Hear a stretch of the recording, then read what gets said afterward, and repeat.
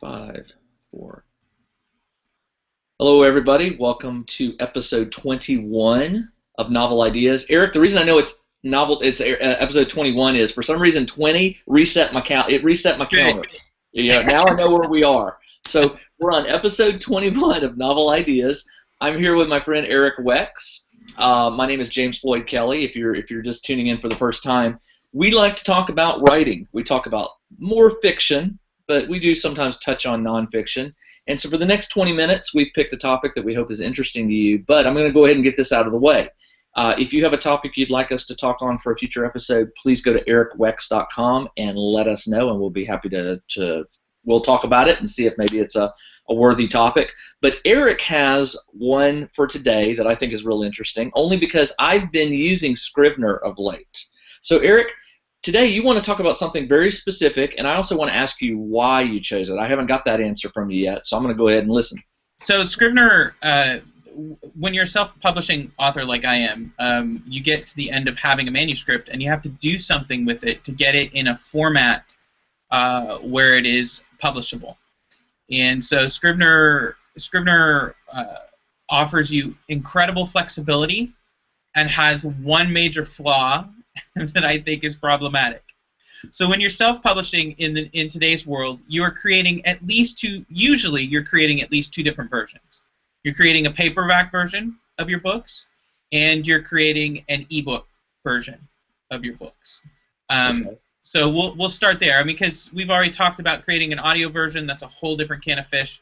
But one of the big problems you have is you will inevitably find typos. I don't care how hard you work. You'll find typos. You might even find a line edit or two where you're like, I could have said that better, when you're looking at the book 6 months down the road. Right. In fact, my bestseller, How to Manage Your Money When You Don't Have Any, I make no bones about it. It is really poorly written, and it is still on my agenda to go back and actually clean it up. I think it needs a second edition, so that's on the agenda. If I can ever get that cream to rise to the top, It'll take you a couple days. Yeah, seriously. So because of that, one of the major problems you have is most often you end up with two different editions that you have to correct. And that allows for mistakes. So Scrivener offers you a pretty good ideal because of the way it's set up. So Scrivener creates, I'm going to screen share here. Sure. When you say, you're talking about using Scrivener to hold your master copies, what you're talking about. I am talking about using it to hold my master copies. And that I think is one of the massive advantages of Scrivener, is that it can hold your master copies. All right, finally I'm ready here. Okay. I'll let you know when I see it. There we go. All right, I can see with the demo. Yep. All right. So so over here, this is what Scrivener calls the binder, and this is what Scrivener's huge advantage is. Just to understand what's going on, this is a folder, just like a typical folder in a file directory on a computer. What is inside it here is actually a rich text file, an RTF file. So Scrivener is actually, this binder is actually a spreadsheet that keeps track of this folder and what's in it. Okay. That's the backside of Scrivener, and that's its brilliance, because it gives me so much flexibility. So if I want to move this folder down here in the narrative, I can do that immediately, and it's there, and there's no problem with that. Okay. So those things actually really help with moving things around. It helps with actually producing a single master copy. And the reason that does is because then you go to this little screen right here, which is going to pop up, and this is actually where you output your book. Okay, so this is the compile function, and it allows me to compile for a whole bunch of different formats. Now, for me, the ones that matter most are the Kindle. I'm not seeing this, Eric. Whatever you're talking about, you must have a pop-up. No, it might be behind that screen. I don't know. Maybe you can minimize the No, Minimize that one. no, it's not going to do that. No. Okay, So so what you can do though on the compile screen is you can compile for a whole bunch of different formats. And that's where the advantage is. I can take those RTF files and I can compile them into a single document that's a Word doc, okay. PDF, and here's the cool part: a Kindle ready to upload Kindle ebook, and a ready to upload EPUB ebook. Got So it. theoretically, um, theoretically, Scrivener allows me one master copy. Right. For me, because for me they have one major flaw, and I'm not sure exactly how that flaw is created, but they have a major flaw that I would love to see in an update in the future. When you are uploading to Scrivener or Lightning sorry, not, when you're uploading to CreateSpace or Lightning Source, so you're creating your paperback versions of Right. your book, you will need to watch for widow and orphan control, because this is now going from a steady stream of text in the electronic world to actual pagination. Right. So you might have one word left over. Yeah, and Scrivener, for whatever reason, when it creates a PDF, which is the only document that those will take, when it creates a PDF, it doesn't have widow and orphan control. And I don't know exactly why that is. I think it would definitely be something they could add in a future update, because for now, what that forces all of us authors to do is to take our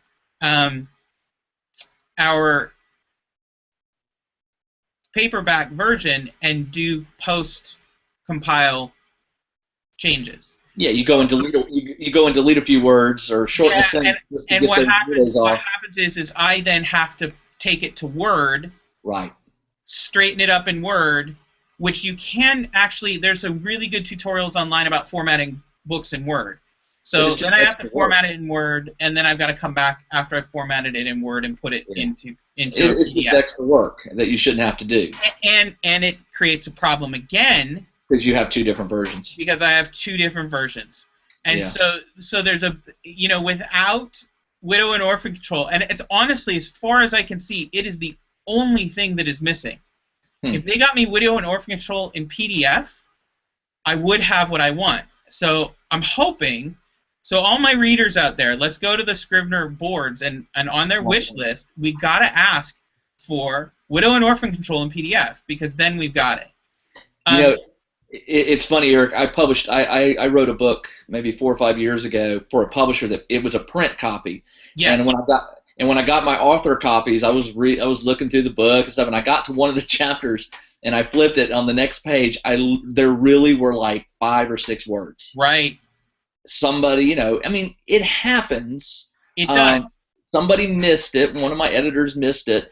But it does happen, and it looks weird. I mean, I don't care what anyone says. When you turn a page and you've only got 5 or 6 words at the top and a blank page, it's jarring. So yeah, I can see why you want to fix that problem. It is jarring, and particularly as a self-published author, you already have that problem of overcoming the hurdle. I mean, you're no longer the plague. You're no longer the plague you once were, but you are still, grade B or grade C in people's mind as far as authors go. And so you really need to make sure that your books looked perfect to the best of your ability. So there's that problem with it. But to go back to the screen share for half a second, which I know I can show this to you. Oh, is it part 9? No, I'm kidding. All right, let me get back there. But to go back, well, hey, we'll do a different one. So this is actually my Pathfinder project for my kids, but it still shows you the same thing. Okay. Oh, actually, no, it doesn't. No, I have to close that. Wow, you really go all the way with your refereeing, don't you? Yeah, I do. Somebody needs to teach me to GM without doing all the work that I do. Hint, hint. Apparently, you're a resident expert on such things now at GeekDad. Hey, you know what? By the time I'm done with my little D&D adventure, it's going to look like that because I've got a lot of detail to fill in. There you go. So one of the things that then Scrivener allows you to do is right now I'm creating. This is what I'm in the process of doing. I'm creating front matter that goes before the manuscript, and then I will also go down to the bottom of the manuscript and create back matter that Okay. goes behind it. Yeah. And the great part is the way with some of the compile features, I can create separate front matter for print and separate front matter for ebook, and then just compile only the front matter that I want for each. So again, it truly allows me to have a single source document. There are even ways in which I can use this title for, let's say, for this chapter, right? Right. I can use this title and I can create a picture of it in Adobe and then assign this, assign the compile to recognize the picture, and Yeah. so you can create really beautiful titles and other things that are inserted in your text using Adobe, and what that allows. The great thing about doing your titles and pictures, what that actually allows is your ebook and your print book actually have the same look, which is Right. something that not even the professional publishers do, right? You sometimes look at professional ebooks that come from the big four, and they're formatted terribly, right? They're really, really poorly formatted, and they want $9 for them. Go figure. But hey, quick. We're on this topic. Quick technical question. yeah, With Scrivener, a lot of times when you read a digital book of a print of the same book in two formats, because I do sometimes. I have a print version and an electronic version of a lot of books. With a print book, a lot of times they'll put blank pages in the front and the back, and they sometimes do that to make it look clean in the print copy. But in a digital copy, you don't need those blank pages, but sometimes they're there. Does Scrivener have the ability for you to say this page only goes in a print? That is exactly what I'm talking about. That's what you're talking about. When I create separate front matter for print, it's going to be what I want in the print copy. So, for instance, that front matter, because the book I'm working on that you just saw is the HOA management book that we've talked about a couple of times. That book has a table of contents because it's a nonfiction book, and it needs a table of contents. So it will have in the print edition a table of contents, and yet Amazon is going to develop its own table of contents, or the Kindle process is going to develop its own. So, for instance, that won't be in my ebook edition because it will create its own. But so you select to ignore the front matter folder when you like choose the Kindle formatting. There must be some check boxes like include this, don't include that. There are, and I wish I could show it to you because the pop-up didn't show up. It didn't show up. When you do the formatting, there are fantastic choices. It is so flexible. So, for instance, for each single RTF file, I can choose whether that has a title, whether it appears with the text, whether the text of that comes with, in the compile. I can also choose to have it as is. So, because the Scrivener compile is gonna force everything into a certain format, but I don't want my title page to get changed because I've chosen the specific font sizes and the specific fonts. So you can check box where it says as is, and that keeps that together. So again, the Scrivener compile function does the bulk of the work for me before I go to Word, but I found there's a couple of things I have to do. One of them that I find really irritating, and maybe someone can help me with this, I don't get enough space between my headers and my text when I convert to Word. And so I have to go in to all my header sections in the Word document and insert a carriage return to give me just that much more space between, so that the header is a little bit wider so that the text drops down a little bit. You have to do that for every page manually? You have to do that for every page manually or just one time? I don't have to do it for every page. You have to do it for every section in Word. So basically it's a lot of pages you have to do it for because each header is even or odd pages because even and odd pages have different headers. And each section is allowed to have its own individual headers. That's correct. So you end up doing it for each even, odd at least Wow. once per section. So for Yeah, that'd be aggravating. every I'm chapter. glad I don't have to deal with that. So once you know what you're doing, it's about 15 minutes. The Sure. first time you try to figure this stuff out, a new author needs to plan that they're going to spend 3 days, 4 days Really learning the on intricacies. Yeah. really learning how to get the book out in whatever format they use. And personally, I would love to be using InDesign, right? I mean, if you're going to go Yeah. the full Right. whole hog, right? You're gonna get the Adobe Creative Suite at $50 a month. Ah! Yeah. And you're gonna do InDesign and all that stuff. But I can't justify that, right? My Office 365 is $10 a month for my family, and that Right. gives me all that we need in the house. So Yeah. so Well, I'm doing it in Word. yeah. The when you had mentioned that you wanted to talk about formatting of Scrivener, now I get it. I totally get it because look, from a nonfiction writer, from someone who writes traditionally, I submit my chapters and I let my editors deal with that. That's all invisible to me. I don't ever mess with that. But the day's coming when I probably am going to have to learn that, and you've just kind of given me a wake up call that. And it's a pretty steep learning curve the first time you do it. There are some guides online. If you search, formatting a book in Scrivener, there's an advanced guide that I really, if this is a book you care about, do the picture-based chapter titles. Do that stuff because it just gives you a better look Yeah. overall. That the Far Bank of the Rubicon is the only one of mine that I've taken the time to do that way, and it's by far the best looking book I put out. Um, it, it, it I think a huge part of Jason Gurley's success is his ability with the graphic design aspect of a book because that's what he does in real life, right? He's a graphic designer, and Yeah. so his ability to actually make Eleanor look beautiful was very important, I think, in his success path. So the stuff matters. Like it does matter, and taking the time to do it right. The one thing I would say is if you search online for how to do a Scrivener book, you'll come up with an advanced Scrivener guide that's written. I'm not going to have the guy's name off the top of my head. Let's see if I can find it really fast. We can put it on the. We can put it on the. We'll put it on. But the problem with the guide is, well, okay, it's a problem for me. The first time you read it, his snark is kind of funny. But his snark buries the information that you need. And the first time you're going through it, you're so frustrated that you need to be laughing at something. And Right. he's honest. He's like, you're going to hate this process. Because the Right. first time you do it, it's complex, and it's a pain in the butt, and it's pedantic, right?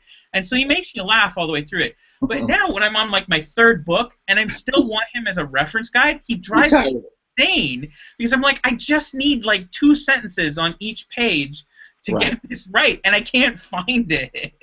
You should email him and tell him to do the abridged version. I really should. We'll call it the snark abridged version. The snark abridged version, would be fantastic. But it's a great guide for how to make a really good looking book and why you do it. So. Well, I'll tell you what. I'll put a bug in your ear to remember to hunt that down, so any viewers that are watching can get that. Well, listen, we're out of time. There you are. Yeah, it goes quick, and also viewers, we're going to be taking the next 2 weeks off. Yep.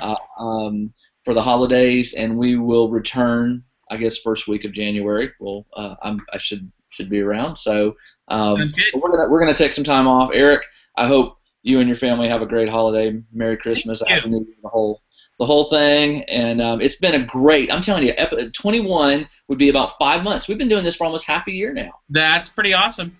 Yeah, and I'm enjoying it. I'm still enjoying it. I hope anyone out there who's watching or listening in is enjoying these. We're going to come up with some great new things to talk about next year. We already got one that we know we're going to talk about. So, Eric, thanks for joining me. Thanks for bringing this one up because I'm sure a lot of people are going to hit this roadblock at some point. Yep. It's not a roadblock so much, speed bump. We'll call it a speed bump. It's a speed bump, and it's a big one. Well, listen, my friend, Merry Christmas to you. Merry Christmas to you. Have fun. And we'll see you in 2015. All right, take care.